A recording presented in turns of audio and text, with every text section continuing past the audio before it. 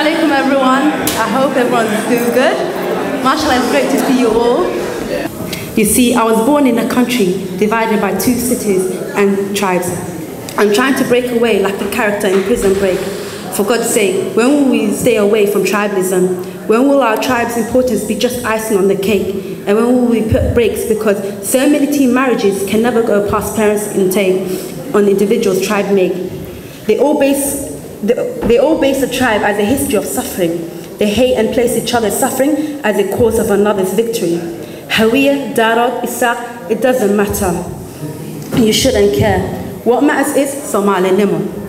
Because we're all from one ummah and how and Adam. With the same struggle, with the same interrogate. It shouldn't matter if you say Abayo, Walalo, or Hunno. We should all get along like the sequence of numbers that start with Unno.